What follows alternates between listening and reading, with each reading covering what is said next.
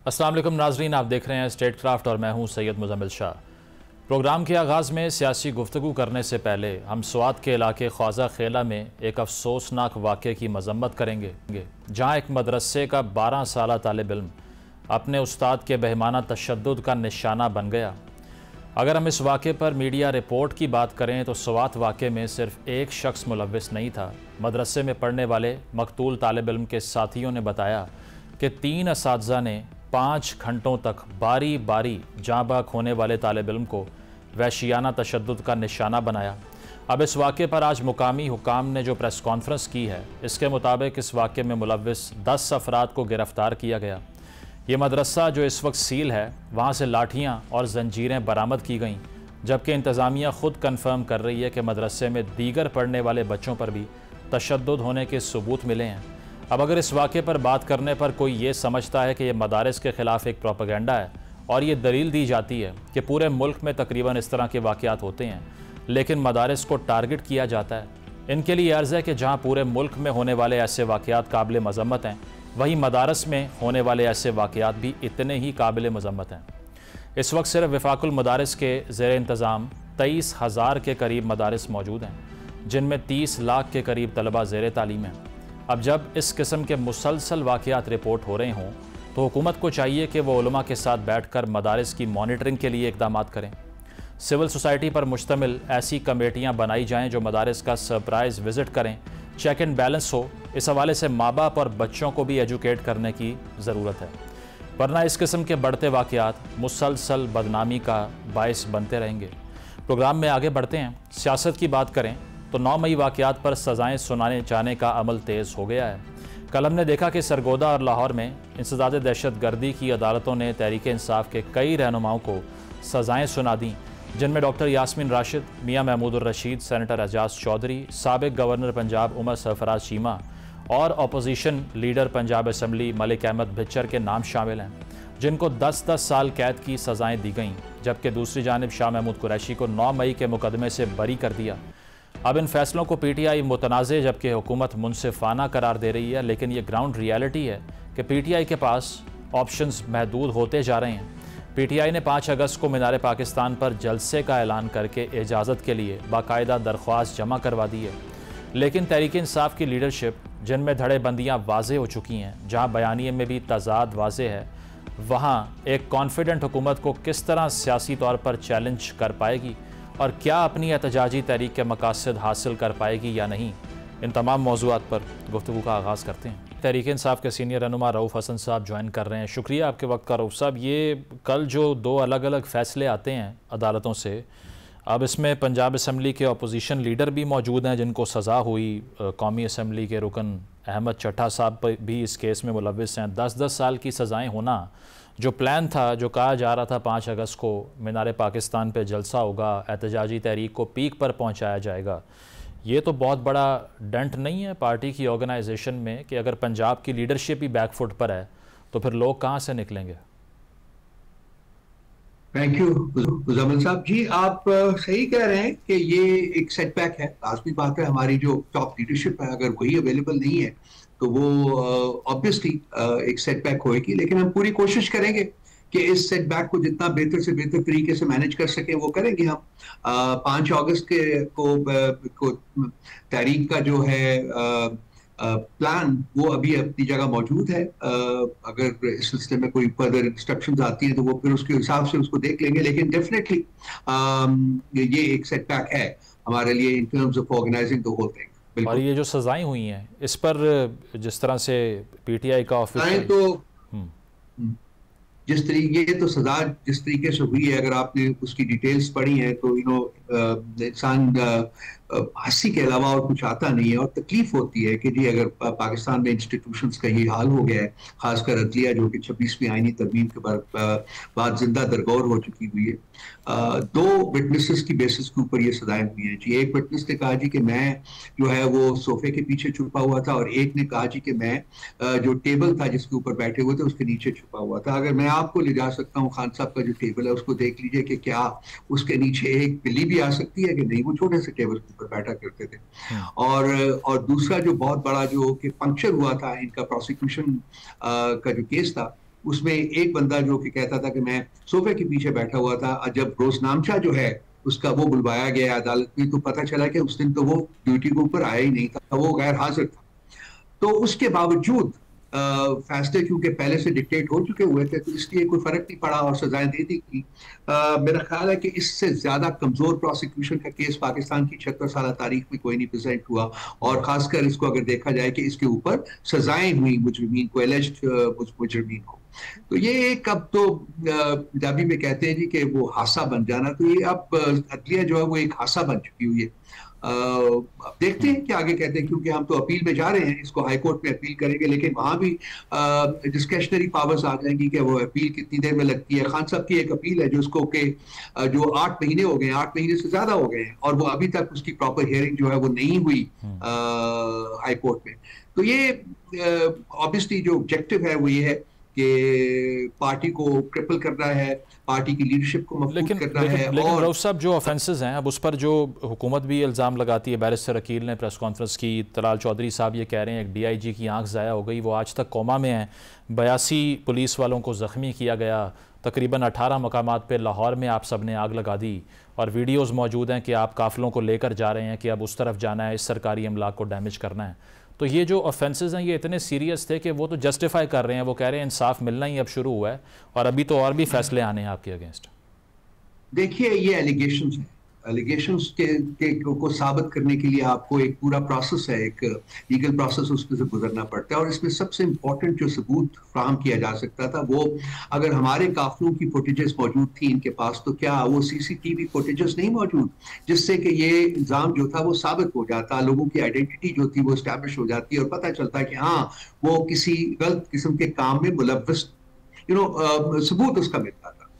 क्या वो वजूहात है मेरे भाई कि वो CCTV फुटेजेस एक जगह की भी नहीं प्रेजेंट की गई और इनको सबूत कॉइन करने पड़े, जैसे कि कोई सोफे के पीछे छुप के बैठा हुआ था, कोई टेबल के नीचे बैठा हुआ था, और फिर जो सोफे के नीचे छुपा हुआ था वो उस दिन ड्यूटी पर ही हाजिर नहीं था, वो गायब था, लेकिन वहां खान साहब के घर में वो बैठा हुआ सुन रहा था कि जी क्या कंस्पिरेसी जो हो रही है। तो ये चीजें जो है, देखिए वंस अगेन जो कुछ हुआ गलत हुआ, जो कुछ हुआ काबिल अफसोस है, नहीं होना चाहिए था, वो अपनी जगह बिल्कुल, लेकिन ये कि सबूत ये फराहम नहीं कर सके हैं। और ये जो अदालतों ने जो फैसले दिए हैं ये बगैर सबूत के दिए हैं, इसलिए कि जी मकासद जो है वो पूरे करने हैं, और मकासद जो है जो मैं बोल रहा था, बता रहा था आपको, वो PTI को खत्म करना है। और डॉक्टर साहब, ये इसके अलावा ये जो अब एहतजाजी तहरीक है, ऑब्वियसली अब यही फैसला किया पार्टी ने कि वे आउट जो है वो रेजिस्टेंस है, अब मफाहमत मुज़ाकरात का फ़ायदा नहीं है। लेकिन रेजिस्टेंस पर भी अगर हम आ जाएँ तो ये जो 90 रोज़ का प्लान है, जिसका ना जुनैद अकबर साहब को इल्म था, सलमान अकरम राजा साहब को भी इल्म नहीं था, खान साहब की क्लियर डायरेक्शन नहीं थी, क्या आपको भी नहीं पता था, किसी को मालूम नहीं था कि ये प्लान कहाँ से अनाउंस हो गया और किसने कर दिया? ये पुरानी बात हो गई है, ये 2 हफ्ते पुरानी बात है, इसके ऊपर बहुत दफा मैं भी बात कर चुका हूँ। जहां तक आपने कहा जी कि मुज़ाकरात, मैं बिल्कुल इससे एग्री नहीं करता कि हमने कहा कि मुज़ाकरात नहीं होने चाहिए। मुज़ाकरात तो के लिए तो सियासी जमात का दरवाजा बंद हो ही नहीं सकता। हाँ, मीनिंगफुल मुज़ाकरात होने चाहिए, उन मुज़ाकरात से कुछ निकलना चाहिए, और जिसके लिए हम इंसिस्ट करते हैं कि ये मुज़ाकरात जो हैं आप करंट चेयरमैन साहब से इख्तलाफ कर रहे हैं, कोट अन कोट बैरिस्टर गौर साहब कहते हैं मुज़ाकरात का वक्त ख़त्म हो गया, अब वही होगा जो खान साहब कहेंगे। अब वो हमेशा वही होगा जो खान साहब कहेंगे, वही होगा, उन्हीं की इंस्ट्रक्शंस के मुताबिक होगा। लेकिन मैं आपको एक सियासी जमात का एक मेंबर होने के नाते कहता हूं कि सियासी जमात का जो दरवाजा है वो कभी मुज़ाकरात के लिए बंद नहीं होता। आज अगर वो एस्टैब्लिशमेंट कहती है कि बातचीत करनी है, तो मेरा ख्याल है कि डेफिनेटली हम उनके साथ बातचीत करने के लिए, क्योंकि ये हमारा कंसिस्टेंट स्टैंड रहा है। एस्टैब्लिशमेंट के साथ क्यों बातचीत होनी चाहिए? क्योंकि उन्हीं के पास ये है कि ये हुकूमत जो है ये तो मुस्तार की है, इनके पास तो कुछ नहीं है देने को। हाँ, अगर वो किसी तरीके से अपनी बातचीत को कैमोफ्लेज करना चाहते हैं पॉलिटिकल अपैरल में, पॉलिटिकल लिबास पहना के, तो वो ठीक है, वो हो सकता है। लेकिन बातचीत जो है अल्टीमेटली, देखिए, अगर हम ये चले रेजिस्टेंस मूवमेंट होती है, हाइपोथेटिकल बात कर रहा हूं, उसका एक प्रेशर जनरेट होता है, फिर भी तो हमें अल्टीमेटली मसाइल हल करने के लिए मुज़ाकराती बेस के ऊपर बैठना ही पड़ेगा ना। बिल्कुल, उसको तो आप अवॉइड नहीं कर सकते। I agree. इस पे जो सेनेट इंतखाबात के हवाले से अब 5 से 6 जो सीट्स हैं, इसका फार्मूला बना, एक तो आप पे ये इल्ज़ाम लगा कि आपने उन्हीं लोगों के साथ मुकमुका कर लिया जिनको आपने अपने कारकुनान को बताया था कि चोर डाकू हैं, और दूसरा लिस्ट पे भी सवाल हैं कि ये कहाँ से आई थी। कुछ कारकुनान ये एतराज़ कर रहे हैं कि ये वो लिस्ट नहीं जो खान साहब ने डायरेक्ट की थी, और एक हिंट भी कर रहे हैं कि पार्टी पे ग्रिप लूज हो रही है एक्स चेयरमैन की। देखिए, ये किसको हमने कहा है कि जी चोर डाकू हमने कहा है? इन लोगों में से जिनको कि हमने टिकट दिए हैं और जो जीते हैं, इनमें से तो किसी को हमने नहीं कहा। अफरीदी साहब की बात अगर कर रहे हैं तो वो भी पार्टी के साथ रहे हैं। वो एक उन्होंने स्टेटमेंट दी थी, बिल्कुल दी थी, लेकिन वो पार्टी को उन्होंने कभी नहीं छोड़ा। पार्टी के साथ वो काम करते रहे, उसके बाद भी काम करते रहे। तो किसी को, इनमें से किसी को हमने चोर डाकू नहीं कहा हुआ। जिन लोगों को हमने टिकट दे के जितवाया है, ये मैं इससे बिल्कुल बहुत एडजस्टमेंट आपने ऑपोजिशन के साथ कर ली पख्तूनख्वा में। हाँ, ऑपोजिशन के साथ इसलिए की मेरे भाई कि जो इस मुल्क में आपको पता है सेनेट के इंतखाबात जब भी हुए हैं तो एक पैसे का नासूर जो था, करोड़ों रुपए जो है वो चलते थे, वोट की खरीदारी होती थी, फरोख्त होती थी, ठीक है। उस नासूर को खत्म करने के लिए हम लोगों ने उन लोगों के साथ बैठ के गिव एंड टेक किया, और ये पहली दफा नहीं है। इससे पहले पंजाब में भी मेरे भाई ऐसा ही हुआ है जी। ये पहली बात नहीं है। मैं आपको सिर्फ आपको याद कराना चाहता हूं कि पंजाब में भी बगैर इलेक्शंस के हमारे और ऑपोजिशन के सेनेटर और गवर्नमेंट के सेनेटर्स जो है वो मुंतखब हुए थे। तो this is not the first time. ठीक है, प्रोग्राम में एक ब्रेक शामिल करते हैं, ब्रेक के बाद वापस आएंगे। Stay with us.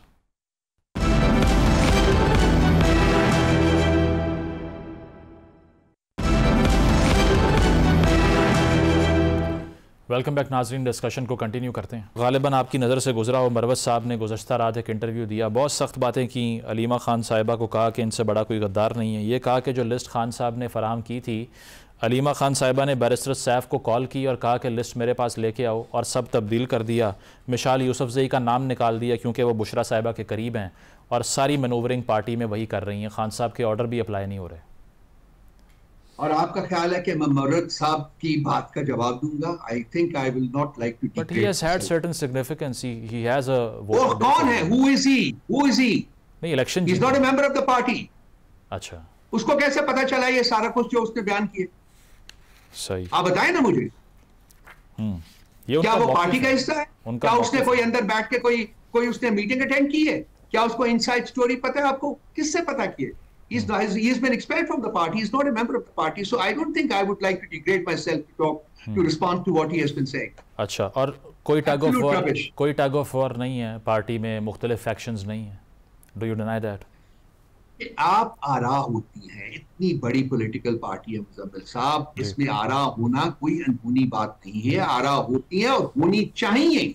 हमारी पीसी की मीटिंग हुई है, उसमें बिल्कुल दो आरा थी कि करना चाहिए हमें ये एग्रीमेंट या नहीं करना चाहिए। अवाम इसको, it was put to vote. उस वोट के बाद ओवरवेलमिंग मेजॉरिटी के साथ ये फैसला हुआ कि जी ठीक है, अगर इलेक्शन के बगैर गुजारा हो जाता है तो बिल्कुल करें। वही हुआ। हमने अपनी 6 सीटें जो हमें कहा गया था वो हमने 6 सीटें हासिल की। ठीक है रऊफ साहब, लेकिन इसलिए तो एक पार्टी के अंदर जो एक डेमोक्रेटिक प्रोसेस है उसको एक्सरसाइज किया गया। लेकिन रऊफ साहब, जिस तरह आप डिसमिसिव हो गए मरवत साहब के बयान को लेके, अगर इस तरह ही जो एक्स सीनियर मेंबर्स हैं, फवाद चौधरी साहब हैं, मरवत साहब हैं, आलिया हमजा साहिबा ने भी नाराज़गी का इजहार कर दिया, सबकी नाराज़गी को अगर इतना ही डिस्करेज किया जाएगा तो मरवत साहब तो बात ही ये कर रहे हैं कि जो थोड़ा सा ग्रीवेंस रखता है उसको पार्टी से ही निकाल देते हैं, बात ही नहीं करते उससे। तो ये हाई हैंडेडनेस नहीं है? इस तरह तो आप अपने मेन हमारे जी देखिए बिल्कुल गलत बात है।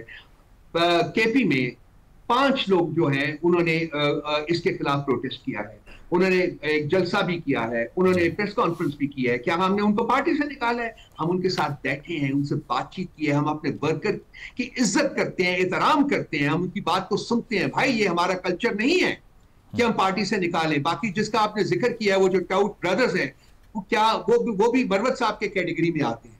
So my response about that is the same जो कि रिस्पांस मेरा मरवत साहब के बारे में है। हाँ, आलिया हमजा बिल्कुल हमारी एक फ्रंट लाइन लीडर है, वो लीड करती है। बिल्कुल उनके ग्रीवेंस है 100 सर आंखों के ऊपर, उनको बिठाएंगे, उनसे बात करेंगे, सॉर्ट आउट करेंगे। पार्टी का कल्चर ये नहीं है भाई जो आपने कहा है कि हम खुदा न ख्वास्ता लोगों को निकालते हैं। मरवत साहब को निकाले, वजूहात थी, पार्टी को अंदर रह के तंग कर रहे थे, तोड़ने की कोशिश कर रहे थे।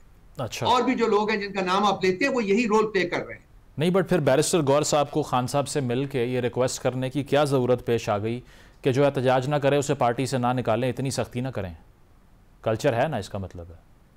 ये आपको पता चला? अभी तो मैं पार्टी का मेंबर हूं, मुझे भी ये पता नहीं चला क्योंकि मुलाकात ही कोई नहीं हुई है। गौर साहब की सुने, गौर साहब की मुलाकात 1 महीने से नहीं हुई है। नहीं हुई, वो कह रहे थे जब मैं मिलूंगा तो मैं बात करूंगा कि इस तरह से कारकुनान को ना निकाला जाए। किस कारकुन को हमने निकाला भाई? नहीं, ये बयान तो आए हैं कि जो एहतजाज में शरीक नहीं होगा, जिस तरह अलीमा साहिबा ने कहा कि जिसमें इतनी जुर्रत और हिम्मत नहीं है वो फिर भाई हमने किसको निकाला है मुजम्मिल साहब? मेरा सवाल है किसको निकाला है? जब वक्त आएगा आप देखेंगे, आप भी देखेंगे, मैं भी यही हूँ बशर्ते जिंदगी। ठीक है, ठीक है। यही है। शाह महमूद कुरैशी साहब का एक्विटल क्या ये जाहिर करता है कि वो पार्टी की लीडरशिप ले सकते हैं फ्यूचर में?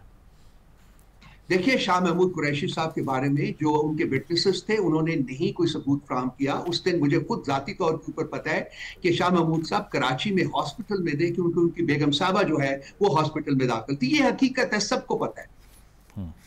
तो जब मौजूद ही नहीं थे वहां तो फिर किस तरीके से उनको एक्यूज किया जा सकता है? एक क्रेडिबल एविडेंस है। नहीं, बिल्कुल, उसमें तो राय कोई दो राय नहीं। मैं ये कह रहा हूँ कि कल को अगर वो बाकी केसेस से भी बरीयत उनकी होती है, रिहाई होती है, तो फिर कंसेंसस हो जाएगा उनके नाम के ऊपर कि खान साहब की एब्सेंस में वो लीड करें पार्टी को।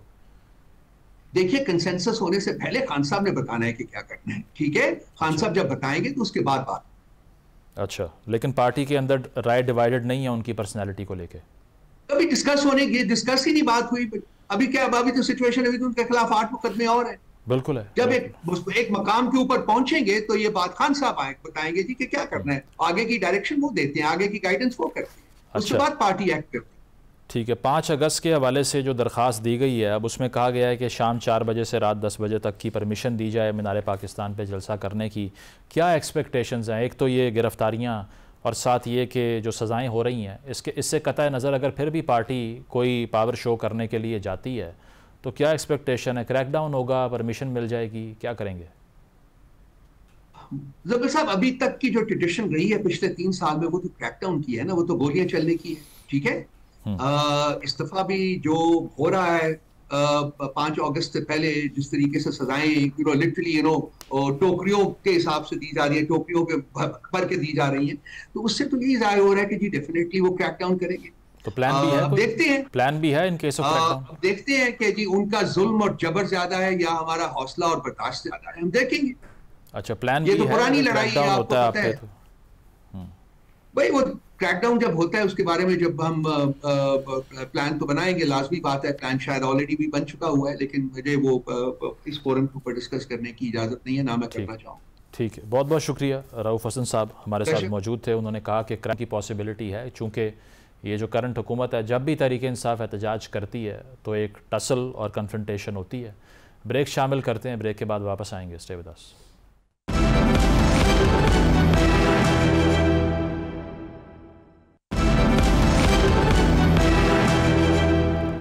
वेलकम बैक नाजरीन। सिंतास मुआहदे की अगर हम बात करें तो पाकिस्तान की तरफ से जो हिंदुस्तान पाकिस्तान के वाटर चैनल्स के ऊपर डैम बना रहा है, किशन गंगा और रतले की तरह के, उनको कंडेम भी किया गया और ये भी कहा गया कि ये एक्ट ऑफ वॉर तस्वुर किया जा रहा है। और साथ साथ आलमी कम्यूनिटी के नोटिस में भी ये बात है कि जो दरियाए सिंध का पानी है वो बहुत बड़ा सोर्स है पाकिस्तान के नहरी निज़ाम और पाकिस्तान के ज़रूरी निज़ाम की जो ज़रूरियात हैं उनको पूरा करने के लिए। तो इस सूरत हाल में वर्ल्ड बैंक की जो प्लेटफॉर्म से ये मुआहदा हुआ था, इसकी खुलम खुला खिलाफ वर्जी जो हिंदुस्तान ने की, इसके क्या नताइज हो सकते हैं? आलमी कम्यूनिटी इस पर किस तरह से भारत को प्रेशराइज़ कर सकती है कि वो इस ट्रीटी को, इस मुआहदे को ऑनर करे? इस पर हम गुफ्तगू करते हैं। Joining us from New York is Scott Kelly. He's the head of Water's Edge. Thank you for joining, Scott. It's a pleasure to have you on the show. Let's talk about the Indus Water Treaty. This is something which has survived wars in the history between India and Pakistan. For instance, the war in the 60s and then the Kargil war as well, and then the war in the 71. But what actually happened this time around which made India to put the agreement in the abeyance? Because if the argument is about proxy warfare, which is the pretext of the Indian government as well, then how could the agreement survive 3 wars but not the recent skirmish that happened over the Pahalgam incident? Excellent point that this treaty has survived multiple conflicts between India and Pakistan, and the recent conflict seems rather small in comparison to previous ones. What's likely driving India to withdraw from the treaty unilaterally has more to do with their own domestic concerns over water supply and their long-standing dissatisfaction with the current division of water between India and Pakistan as governed by the treaty, and they're using this as an opportunity to renegotiate the treaty and secure more water for themselves as they also deal with the effects of climate change. Yeah, but since the treaty clearly mentions that it can't be suspended by the consent of one party and both the parties have to agree for suspension or renegotiation, Pakistan is not a party to renegotiation so far. So how is India going to navigate through it if we talk about the principles of the international law? Isn't this an abrogation? Well, yes, this is a violation of the treaty itself to unilaterally remove itself from the treaty. As you said, there's no provision for it. But what there also isn't a provision for in the treaty is any enforcement mechanism to compel India to comply with it. So although it's been a triumph of diplomacy that this treaty has lasted for so long, ultimately it's all carrot and no stick. And so India has assessed that it's not likely to face any actual consequences other than rhetoric in the international community for withdrawing from the treaty. So what kind of repercussions could they face? Because if, as you're saying, that there is no clause in the treaty which mentions that one party could suspend it. So is it possible that the international community somehow stresses the importance of the treaty and the water scarcity as well? Because if you deprived the water share that Pakistan is assigned through this treaty, the entire country could sink into a national security issue. So there could be repercussions for India when it comes to the Pakistan's government and its response as well. But what about the international community? How do they respond to something like this? Well, this is one of the key limitations of international law, is that there really isn't a strong enforcement mechanism in the international community to compel states to comply with international law. And even if there wasn't in this water treaty, the principle of equitable distribution of waters and rights amongst non-navigable waterways between states is a long established part of international law. So even absent the treaty, India would have to allow Pakistan fair and equitable use of those waterways since they run through both territories. But the only mechanism that really is in place to enforce it is a binding resolution from the UN Security Council. Now, right now, India has very close ties with Russia. They're getting a lot of cheap oil from there due to the U.S. sanctions regime as a result of the Ukraine war. And Russia is likely going to use veto authority, even if Pakistan manages to get a resolution in front of the Security Council to prevent any binding resolution from happening. This is something that Pakistan cannot rely on the international community to assist them with until a catastrophe has already happened. It's a very dangerous game. Well, this is kind of a glitch in the matrix then. If there is no enforcement mechanism, for instance, if we talk about ICJ as well, it does not come with a binding jurisdiction. But if one of the parties or both the parties agree to the jurisdiction of ICJ, only then a case could proceed. In the same way, you're saying there is no enforcement mechanism here. So puts a great question mark on the hierarchy of the international order. I mean, do you think that it's an international government if we talk about UNO, or is it all non-binding? It's all non-binding, and you can very clearly go back to the founding of the United Nations. It was meant as a body to allow great powers to negotiate disputes. It was not meant as a body and was deliberately not set up as a body to increase the agency of weaker states in the international system. And we saw the high watermark for global cooperation and the prestige of the rules-based international order happen in 1991 when the global community rejected the invasion of Kuwait by Saddam Hussein. And since that time, we've seen a steady erosion of the prestige and credibility of that rules-based international order, and states are having to reassess how much they can rely on the global community to solve their domestic problems and their immediate disputes with neighbors. So what's the source of this desperation that India is portraying lately? Is it hydropower energy that they are after, or is it water scarcity and inability to consummate the consumption of the masses that they have? Because if we talk about two projects specifically, Kishan Ganga and Ratle, India is trying to build dams in the water share that belongs to Pakistan. So do you think that India is energy hungry, or is water scarcity the basic driving force behind the suspension of this treaty? Well, it's both. India has a rising population. They are trying to increase their level of industrialization and get more production contracts with global firms like Microsoft and Apple and try to get market share for global production away from China. They also have an extremely powerful domestic farming sector with a powerful domestic lobbying constituency. And so water, increasing access to water and hydroelectric production, it solves both problems for them. Yeah, but if we talk about Pakistan, we have a heavy reliance on Indus water as well, because since we are said to have the largest canal system in the world, but the irrigation networks that we have, the basic source remains the water coming from the Indus. So what could be the economic blowback that Pakistan could face if India continues to build dams or reservoirs on the water channel that belongs to Pakistan? Oh, it could be absolutely catastrophic for the Pakistani economy. Pakistan has seen a surge in its population over the past couple of decades, as well as a decline in the amount of water available to it through the Indus River Valley due to construction along the river, as you mentioned, and also due to climate change impacting how much water flows out of the Himalayas into that system.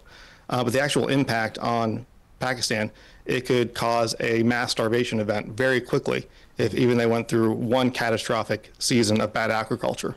Yeah, which means a possible situation of political tensions as well, because if there is mass poverty, people are going to rise against the authorities, right? Oh, absolutely. This is an existential crisis for Pakistan. This is as big of a deal as the threat of a plague or the threat of a nuclear weapon going off in the capital. This could not be any more dangerous for Pakistan. The fact that India does have control over these waterways and is threatening to actually use that.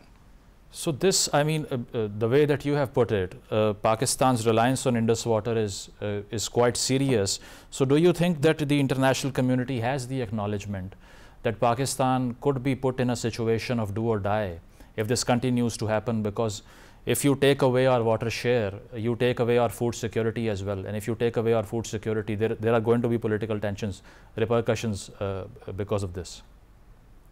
I think the international community definitely recognizes that. The question is there any political will for them to intervene on the behalf of Pakistan or on behalf of Pakistan and India and resolve the issue? If we look at other areas of tension globally right now, whether it's the Russian-Ukraine conflict, Israel and Iran, Israel and Gaza, we haven't seen the international community to able to mobilize effectively to intervene and end any of those conflicts. And it's unlikely that we're going to see an effective mobilization here. We all know that a potential mediation could only come from America, because we have seen that in the recent instance of Iran-Israel war as well. Do you think America under Donald Trump would be interested in mediating something like this, or do they remain indifferent to whatever that is happening in the region? Well, the Trump administration would be incredibly interested in participating in this mediation. It would be a mark of prestige for them. Trump likes to make deals. He likes to fashion himself the peacemaker. But there's two main obstacles to that. One is India is not likely to accept such a mediation unless America really puts the screws to it, which doesn't seem likely that that's going to happen. The other problem is that we've seen the State Department in the United States. No, but okay. Why do you think they stopped the war on a single phone call of Donald Trump? They accepted that. So why can't they accept a phone call on this instance as well? Are you talking about the previous conflict with the ceasefire on May 10th? Yeah, exactly. Well, according to India, they had no input from Donald Trump when they accepted that ceasefire. That's been a narrative pushed by Pakistan and accepted by the United States, but it's not clear if Trump was actually the driving force behind that mediation. So you think that, I mean, what is your personal take on it, that India could be compelled on a ceasefire without a US involvement? I think India does not want to go over the brink and that they're going to seek a renegotiation of the Indus Water Treaty on more favorable terms. But until then, they're going to use it as leverage over Pakistan. And they're going to take advantage of the distraction of other conflicts around the world that the international community is focused on to provide freedom of maneuver in those negotiations. I see. Another impact of this could be China's interest as well, because China could be very intrigued by these developments as well. So since China is placed as an upper riparian over India, so how could they respond to something like this? Because many analysts coming from the Chinese government are also saying that this cannot be allowed, and then we'll also have our policies to formulate if this happens. Well, China has long viewed India as one of its main global competitors, and it also happens to be right next door in the same region. So this is actually an opportunity for China to court closer ties with Pakistan as a potential mediator to raise its own prestige, and also to deepen ties with Pakistan to pull it out of America's sphere of influence, closely aligned into China's sphere of influence as a balance against India. So, I mean, is it possible for India to completely halt the inflow of water? Because there has also been a debate that they lack the infrastructure to orchestrate something like this in the near future. Well, yeah, they can't do it right now, but they can definitely develop that infrastructure if they choose to over a number of years. And also, Pakistan relies on the Indus water so much they would not need to do a complete shutoff of that water supply. Just as dangerous for them to do would be a partial shut-off during a particularly bad drought, or increasing the water flow and creating flood events downstream. Any change in the flow of that river system, whether it's up or down, can have catastrophic consequences for communities along its banks.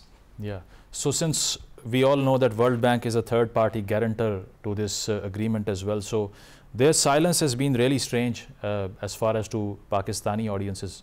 So how do you see that? I mean, do you think that they can step up their role and put some sanctions, or call India to have a negotiation over this matter with Pakistan?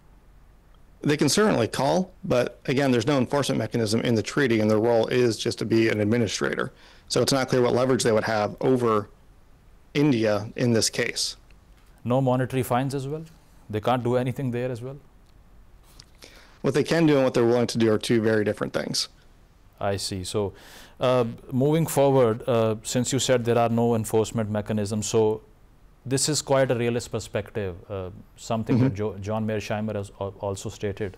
So this is a tension or a kind of an international order which is prevalent in the last few years, that if America has to do something in Iran or Israel has to do something in Palestine, they can do it and there cannot be repercussions. So this trajectory of the international order, isn't this worrying? Isn't this reminiscent of the interwar period of the 20th century, when any aggressor, whatever they chose to do, they did that? It is concerning, and it does indicate that we might be going into an era of increased geopolitical conflict between nation states. Despite all the conflicts around the world, the post-World War II era governed by this rules-based international order has been historically the most peaceful time in human history per capita, and we might be seeing an end to that, and states might have to rethink the reliance on the rules-based international order and how they structure their domestic security policy and the relationship with neighbors in order to maintain their sovereignty and assert their national interest. I see. So if we talk about the possible potential resolution of this dispute, do you think that Pakistan can afford to retreat a bit from their position or whatever the treaty granted them? Or do you think we are not in a position to do anything about it, since our own consumption demands the share to be persisting, whatever the treaty guaranteed? Well, there's two parts of that. One, it's less of what a state can afford and what they have to accept. The other part is that the canal system in Pakistan is massive, and parts of it have actually prevented monsoon waters from coming out of the mountain ranges and flowing into the Indus River domestically. So there may be ways to explore new agricultural techniques and redesign the canal system in Pakistan to make it less reliant on the inflows from the Indus River itself and more sustainable based off domestic sources of rainwater that flow in. That rainwater has been blocked from entering due to certain parts of the canal system. So there might have to be a wholesale restructuring of the domestic infrastructure inside Pakistan to recognize the new reality that they might lose access to part of their water supply from the Indus River. Yeah, so since Pakistan has made it clear that they see it as an act of war, in the worst case scenario, do you see a massive conflict escalating because of hydro tensions between the two countries in the future? It's certainly possible, but there's a realist perspective there, and that if there is a major escalation, Pakistan is going to be on the losing end of that. Now, that would draw in the international community, because any major escalation between two nuclear-armed states would bring in international mediation very quickly. Yeah. The question is how much bloodshed happens before we get to that point. I see. Thanks a lot, Scott, for being on the show. Thank you. Scott Kelly हमारे साथ मौजूद थे। उनका कहना यही था कि ये जो आलमी कम्युनिटी है, इसमें एक बहुत बड़ा लूप होल हम ये समझते हैं जो इंटरनेशनल गवर्नमेंट्स हैं, वो ये कि एनफोर्समेंट मैकेनिज़्म मौजूद नहीं है। अगर कोई कानून साजी हो जाए और बाद में उसका इतलाक़ ना हो, खिलाफ वर्जी हो जाए, तो उस कौम के ख़िलाफ़, उस मुल्क के ख़िलाफ़ किस नौइयत का एक्शन लेना, ये बहुत बड़ा सवाल है। लेकिन ये भी उन्होंने कहा कि अगर भारत पानी का जो बहाव है उसको रोकता रहा तो पाकिस्तान में एक बहुत बड़ा मुआशी मसला पैदा हो जाएगा, जिसका एक शदीद रिस्पांस भी आ सकता है, और इसको रिजॉल्व करने के लिए आलमी कम्युनिटी को भी जल्द अज जल्द कुछ करना पड़ेगा। एक ब्रेक शामिल करते हैं, ब्रेक के बाद वापस आएंगे। Stay with us.